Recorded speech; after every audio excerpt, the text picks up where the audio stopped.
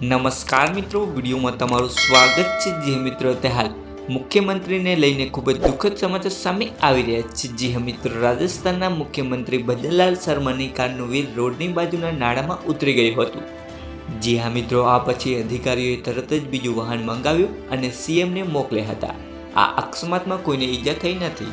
CM બન્યા બાદ ભજનલાલ શર્મા પહેલીવાર મંગળવારે ભરતપુર પહોંચ્યા હતા। ત્યાં તેઓ કાર્યકરોને મળ્યા અને સાંજે લગભગ 7:30 વાગે ભરતપુરથી તેમની પત્ની ગીતા શર્મા સાથે યુપીના ગોવર્ધનજીના દર્શન કરવા નીકળ્યા હતા। ગોવર્ધનમાં પ્રવેશતા જ પહેલા જ પુંછરીના લોઠા મંદિર રાજસ્થાન બોર્ડર પાસે આવે છે। તેઓ રાત્રે લગભગ 8:30 વાગે પહોંચ્યા હતા। અહીંથી વળતી વખતે કારનું વ્હીલ રોડની બાજુમાં આવેલા નાળામાં ઉતરી ગયું હતું। સીએમ પણ એ જ બાજુએ બેઠા હતા। ભજનલાલ શર્મા જ્યાં બેઠા હતા તે બાજુથી વાહનનો એક ભાગ નમી ગયો હતો। ડીઆઈજી એસપી બ્રિજેશ જ્યોતિએ કહ્યું છે કે આ અકસ્માતમાં કોઈને ઈજા થઈ નથી।